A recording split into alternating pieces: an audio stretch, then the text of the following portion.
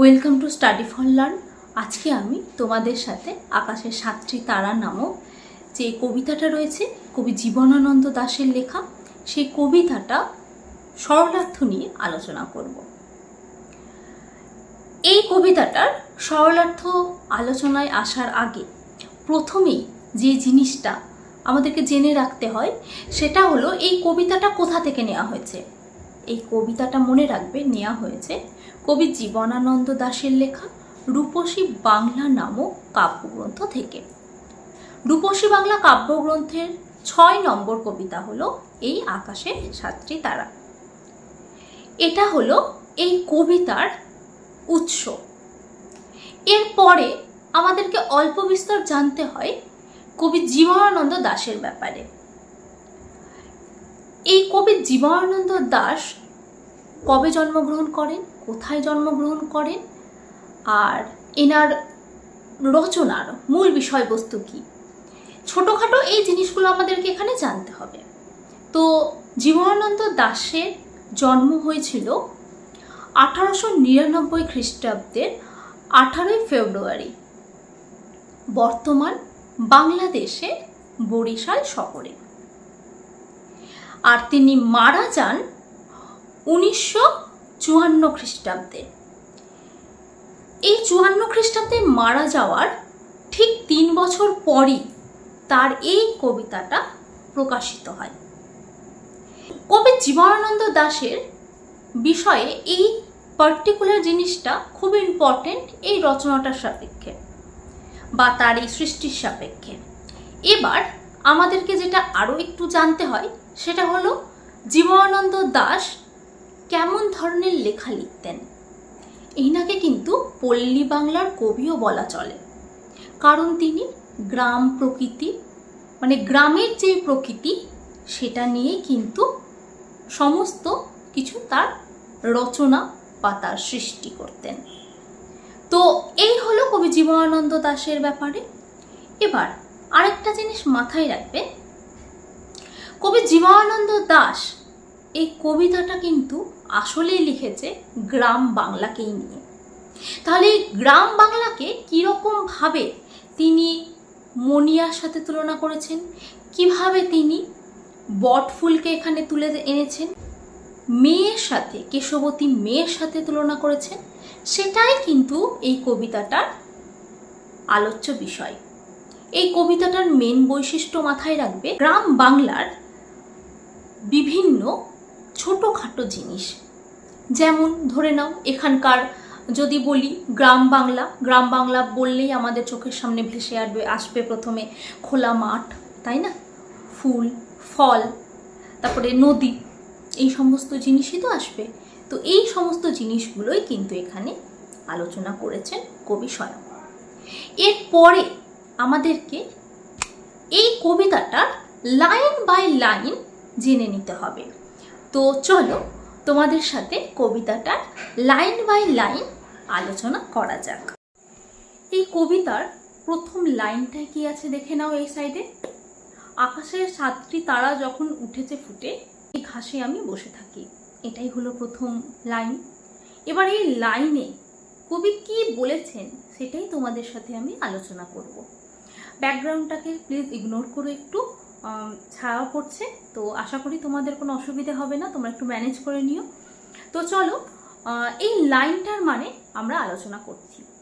এখানে কবি বলতে চেয়েছে একটা সন্ধেবেলায় যেখানে কিনা কবি বসে আছেন, নিচে আছে মাঠ, ঠিক আছে, মানে মাঠের ঘাসের ওপরে কবি বসে আছে।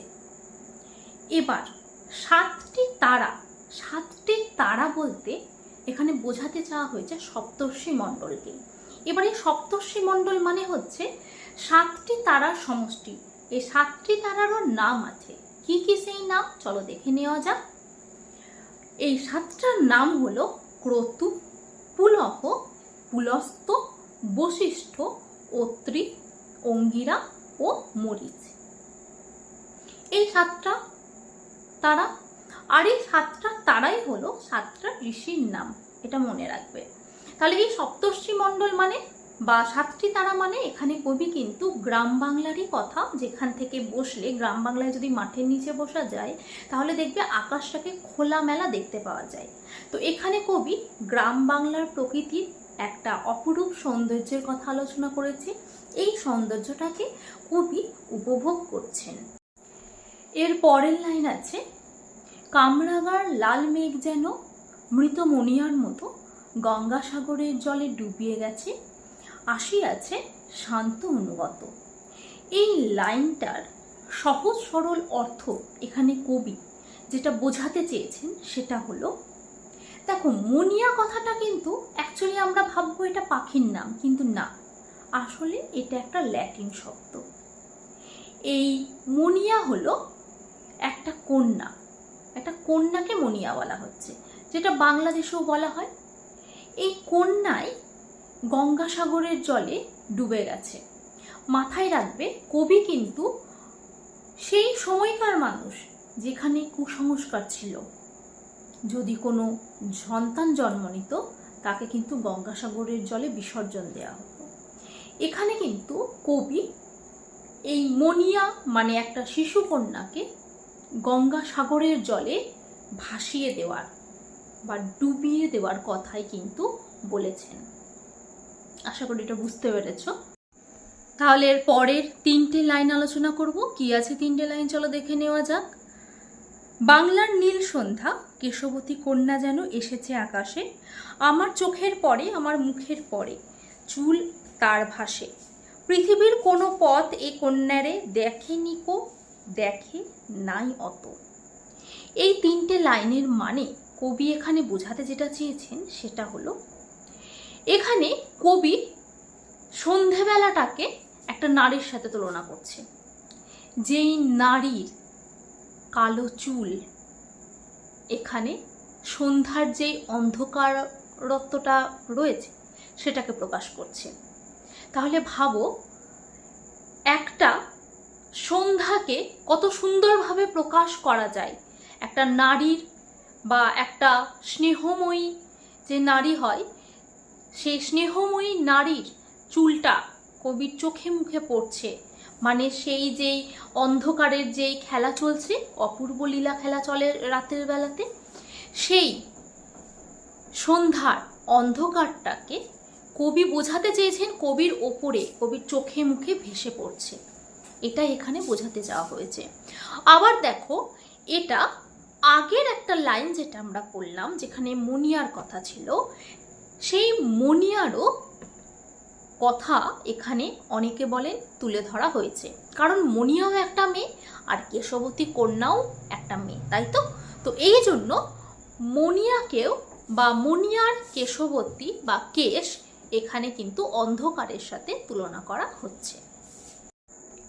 এই প্রসঙ্গেই কবি গ্রাম বাংলার বিভিন্ন গাছগাছালির কথাও এনেছেন।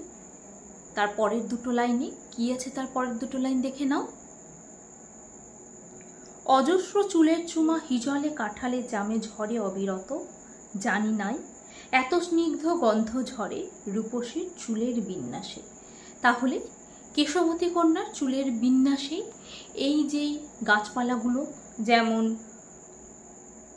হিজল, কাঁঠাল, জাম, এ সমস্ত বনে বা এই সমস্ত বড় বড় গাছ যেখানে আছে সেই সমস্ত গাছের মধ্যে কেশবতী কন্যার যেটা চুলের গন্ধ সেটা ঝরে ঝরে পড়ছে। এই আগের দুটো লাইনের মধ্যে দিয়ে কবি এই দুটো লাইনকে এখানে জুড়ে কবিতাটার মাহাত্ম্যটাকে আরো বাড়িয়ে তুলেছেন।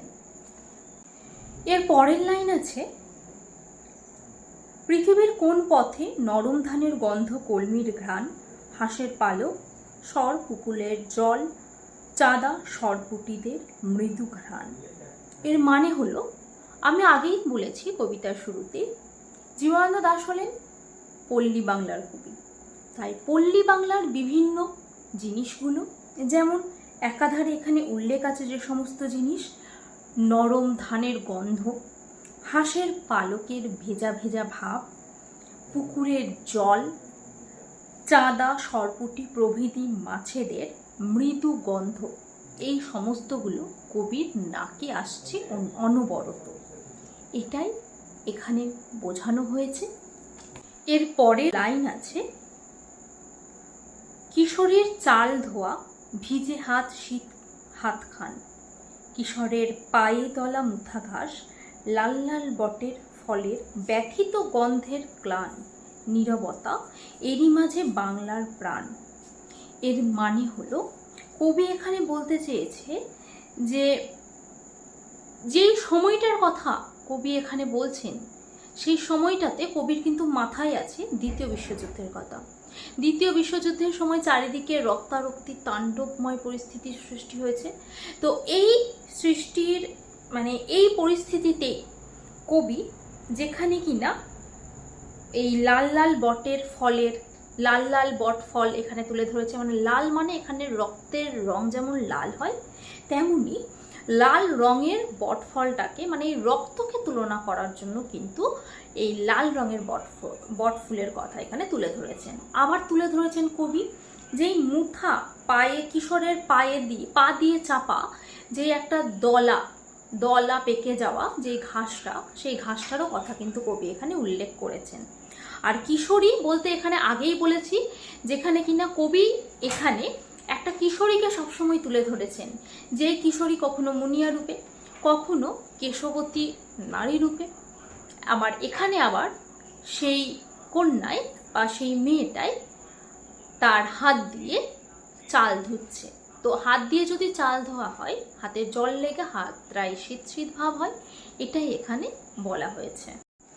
এর পরের একেবারে শেষ লাইনে চলে এসেছি, আকাশের 7টি তারা যখন ফোটে আমি টের পাই। তাহলে এই সমস্ত কিছুর মধ্যে দিয়েই আকাশে যখনই 7টি তারা ফুটে উঠছে, কবির এই ভাবনা, মাথার মধ্যে এই সহস্র যে ভাবনা চলছে, এই ভাবনার মধ্য দিয়েও কিন্তু কবি টের ঠিক পেয়ে যাচ্ছেন যে আকাশের 7টি তারা ফুটে উঠেছে। তো এটাই ছিল আজকের পল্লী বাংলাকে নিয়ে জীবনানন্দ দাশের রচিত একটি সুন্দর কবিতা। আশা করি তোমাদের আজকের এই আলোচনা ভালো লেগেছে। যদি এই ভিডিওটা ভালো লাগে অবশ্যই লাইক করে দিও, তোমাদের বন্ধুদের সাথে শেয়ার করে দিও, আর পাশে থাকা নোটিফিকেশান বেল আইকনটি অবশ্যই প্রেস করে দিও, যাতে করে আমার পরবর্তী সমস্ত ভিডিও তোমাদের কাছে সঠিক সময়ে পৌঁছে যায়। ধন্যবাদ।